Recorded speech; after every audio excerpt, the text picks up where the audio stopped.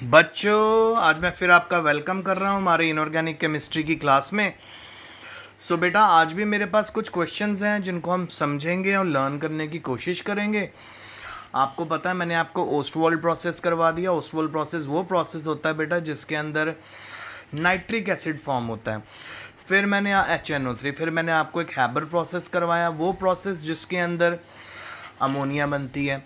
फिर आपको याद होगा, मैंने आपको हैबर प्रोसेस के बारे में बताया था कि आपने नाइट्रोजन और हाइड्रोजन गैस को 1:3 में लेना है, और जब आप उनको रिएक्ट करवाते हो, रिवर्सिबल रिएक्शन है, अमोनिया जैसे ही बनती है आपको उसे निकालना भी है, क्योंकि अगर हमने अमोनिया को नहीं निकाला तो दोबारा से वो नाइट्रोजन और हाइड्रोजन गैस बना देगी। फिर मैंने आपको कैटलिस्ट के बारे में बताया था, वहाँ पे यूजली आयरन या फिर मोलिब्डेनम कैटलिस्ट यूज़ होता है। फिर मैंने आपको एटमॉस्फेरिक प्रेशर बताया था कि 200 से 300 एटमॉस्फेरिक प्रेशर वहाँ पे मेंटेन रखना पड़ता है। साथ ही मैंने आपको नाइट्रिक एसिड की प्रिपरेशन के बारे में बताया था कि कैसे हमें सबसे पहले नाइट्रस ऑक्साइड बनाना है, नाइट्रस ऑक्साइड से नाइट्रोजन डाइऑक्साइड बनाना है, और नाइट्रोजन डाइऑक्साइड की जब ऑक्सीडेशन होगी, उसको हाइड्रेशन चैम्बर में डालेंगे तो फाइनली हमें मिल जाएगा HNO3 नाइट्रिक एसिड। तो आज हमारा पहला क्वेश्चन है मेरे पास, आइए ध्यान से समझें।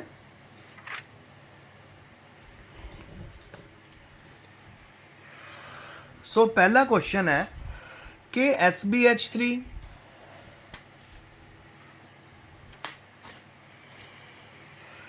SbH3, PH3, NH3, ASH3, इन चारों में से सबसे लेस एसिडिक कौन सा होगा और क्यों?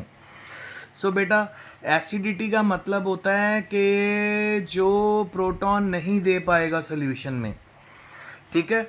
मैं आपको बताना चाहता हूँ कि जो अमोनिया है, अमोनिया में सबसे पहले एक तो बेटा हाइड्रोजन बॉन्डिंग, दूसरा इसके पास लोन पेयर बहुत इजीली अवेलेबल है, क्योंकि अमोनिया में नाइट्रोजन और हाइड्रोजन के जो बॉन्ड है वो स्ट्रॉन्ग है, वो इजीली ब्रेक नहीं होते बेटा। इस करके इनमें से जो हमारा NH3 है ना, वो सबसे कम एसिडिक होगा और मोस्ट बेसिक होगा, क्योंकि इसका साइज़ बहुत छोटा है, लोन पेयर इजीली ये डोनेट कर सकता है। और आपको मैंने कल ऑलरेडी बताया था कि जैसे हम टॉप टू बॉटम नीचे आना शुरू करते हैं तो क्या होता है बच्चों, हमारा जो एटम का साइज़ इतना बड़ा हो जाता है कि पूरे का पूरा लोन पेयर उसके ऊपर डिस्पर्स हो जाता है, फैल जाता है। लोन पेयर जब उसके ऊपर बेटा डिस्पर्स हो गया, लोन पेयर जब उसके ऊपर फैल गया, उसके बाद तो बेटा वो डोनेट नहीं हो पाएगा। तो जो लोन पेयर डोनेट नहीं करते वो एसिडिक ही होते हैं, ठीक है। अब आपने पहले क्वेश्चन में ये नोटिस करा कि ammonia is least acidic and most basic. क्यों? क्योंकि इसका इलेक्ट्रॉन डेंसिटी ज़्यादा अवेलेबल है इसके ऊपर, साइज नाइट्रोजन का छोटा है, और एक अच्छे बेस की तरह बिहेव करता है क्योंकि लोन पे दे सकता है। नेक्स्ट, अमोनिया लिक्विड है वाइल PH3 इज गैस। ऐसा क्यों? सबसे बड़ी बात जी, अमोनिया में हाइड्रोजन बॉन्डिंग है, ठीक है, और इंटरमोलिकुलर हाइड्रोजन बॉन्डिंग। दो तरह की हाइड्रोजन बॉन्डिंग होती है बेटा, एक होती है इंट्रामोलिकुलर और एक होती है इंटरमोलिकुलर। क्योंकि अमोनिया में इंटरमोलिकुलर हाइड्रोजन बॉन्डिंग नहीं है, इंट्रामोलिकुलर है। इंटरमोलिकुलर है मतलब मॉलिक्यूल्स के बीच में हाइड्रोजन बॉन्डिंग है। इसके करके जो PH3 इसके करके ये लिक्विड होता है, ठीक है।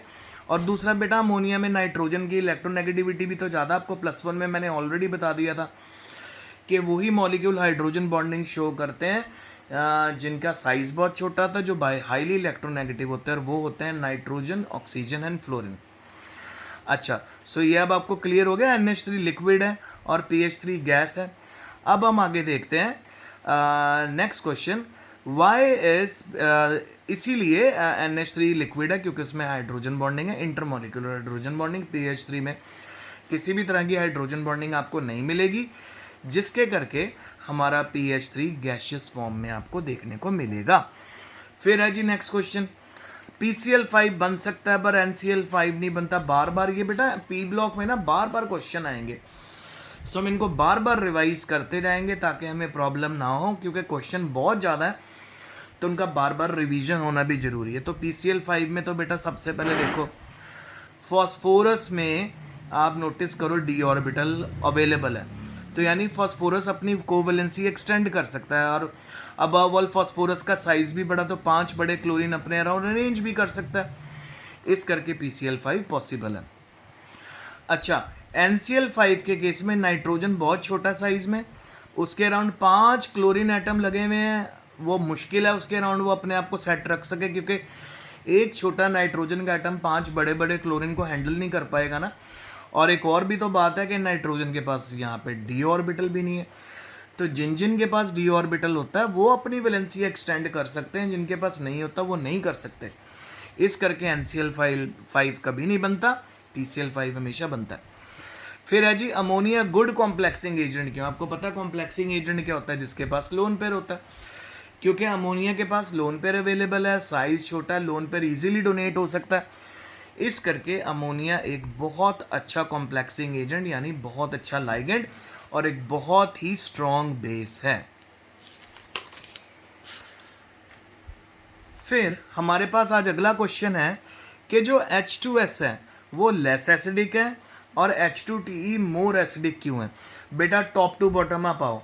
जब आप टॉप टू बॉटम आओगे तो आप नोटिस करोगे कि हाइड्रोजन और सेंट्रल एटम के बीच का जो बॉन्ड है ना बेटा, जैसे यहाँ हमारे पास एक H2S है, H2S ऐसे होगा, आपको पता ही है, एक लोन पेयर यहाँ, एक लोन पेयर यहाँ। और H2TE अगर आपको बना के दिखाऊं, देखो बेटा मुझे इस बॉन्ड को ना लंबा करना पड़ेगा। H2TE के केस में लंबा इसलिए करना पड़ेगा क्योंकि जी जो हमारा सेंट्रल एटम है वो साइज में बहुत बड़ा और लोन पेयर लेस अवेलेबल है, तो जितना लंबा बॉन्ड हो जाता है उतना ज़्यादा वो क्या हो जाता है? Weak bond. जितना छोटा बॉन्ड होता है वो होता है स्ट्रॉन्ग बॉन्ड। सो क्योंकि H2S के केस में ऊपर सल्फर और हाइड्रोजन के बीच का जो बॉन्ड है वो बड़ा स्ट्रॉन्ग है, क्योंकि उसकी बॉन्ड लेंथ कम है, इस करके ये प्रोटॉन जल्दी रिलीज नहीं करेगा, जल्दी ये बॉन्ड नहीं टूटता, इसकी बॉन्ड डिसोसिएशन एनर्जी बहुत ज़्यादा होती है। पर अगर हम H2TE की बात करें वहाँ पे बॉन्ड डिसोसिएशन एनर्जी बहुत कम है, क्योंकि जो बॉन्ड लेंथ है बेटा डबल ही होगी, क्योंकि टॉप टू बॉटम हमारे साइज बड़ा हो रहा है ना, टेलुरियम का साइज तो 2 से 3 टाइम ज़्यादा होगा सल्फर से, इसके करके ये बॉन्ड बहुत इजीली टूट जाता है। इस करके H2TE is more acidic and ये होता है लेस एसिडिक। तो ठीक है, जब भी आपको एसिडिटी पे क्वेश्चन है आप साइज पे चले जाना, नीचे आओगे एसिडिटी बढ़ेगी, क्योंकि जो बॉन्ड होता है हाइड्रोजन वाला वो जल्दी ब्रेक हो जाता है। फिर ऑक्सीजन ओनली डाइवेलेंसी क्यों शो करता है? क्योंकि बेटा ऑक्सीजन के पास तो d ऑर्बिटल नहीं है, इस करके वो डाइवेलेंसी शो करता है। फिर नेक्स्ट क्वेश्चन है ऑक्सीजन जो है वो इनर्ट क्यों है? रूम टेम्परेचर पे किसी से रिएक्ट क्यों नहीं करता? अगर आप नोटिस करो बेटा ऑक्सीजन यानी O2 में हमेशा डबल बॉन्ड रहता है। देखो 2 लोन पेयर इधर है, 2 लोन पेयर इधर है, और इसकी भी ऑक्टेट कंप्लीट होगी, इसकी भी ऑक्टेट कंप्लीट होगी। तो क्योंकि इनमें डबल बॉन्ड एग्जिस्ट करता है, डबल बॉन्ड एग्जिस्ट होने से क्या होता है कि ये बॉन्ड बहुत डिफिकल्टी से ब्रेक होता है, और इस कारण से क्योंकि ये डबल बॉन्ड है इस कारण से O2 हमेशा गैस की फॉर्म में रहता है, इनर्ट फॉर्म में रहता है, क्योंकि इस बॉन्ड को तोड़ने के लिए बहुत ज़्यादा एनर्जी चाहिए, और वो बहुत ज़्यादा एनर्जी अवेलेबल नहीं हो पाती, क्योंकि वो बहुत ज़्यादा एनर्जी अवेलेबल नहीं है, बॉन्ड जल्दी नहीं टूटेगा। इस करके जो हमारा O2 मॉलिक्यूल है वो बहुत ज़्यादा, अगर आप देखें, लेस रिएक्टिव होगा, क्योंकि उसके मॉलिक्यूल टूटेंगे नहीं, जब टूटेंगे नहीं तो रिएक्ट कैसे करेंगे?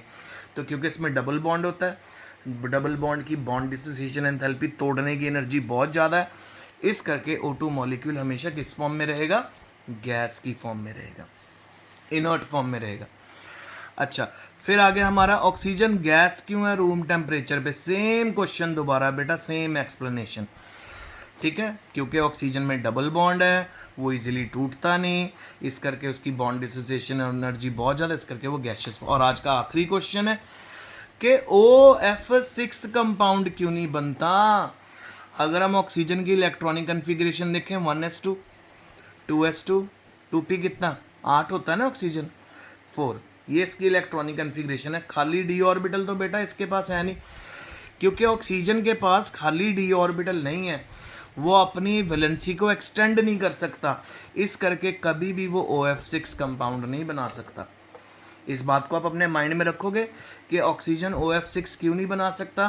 खाली d ऑर्बिटल। तो बेटा कभी भी आपको कोई भी मॉलिक्यूल आ जाए और उसके अंदर पूछा हो कि ये मॉलिक्यूल क्यों नहीं एग्जिस्ट कर रहा, क्या बात है, तो उसमें दूसरा ये भी लिखा हो कि उसमें इतने बॉन्ड क्यों नहीं बनते, तो सिंपल आपने यही बोलना है कि जी उसमें खाली डी ऑर्बिटल नहीं है। और यूजुअली बेटा ये मॉलिक्यूल होंगे पहले ग्रुप के, या तो नाइट्रोजन का फर्स्ट जो पीरियड के जो मेंबर है ना, सेकंड पीरियड के मेंबर, उनके पास खाली डी ऑर्बिटल होता ही नहीं है।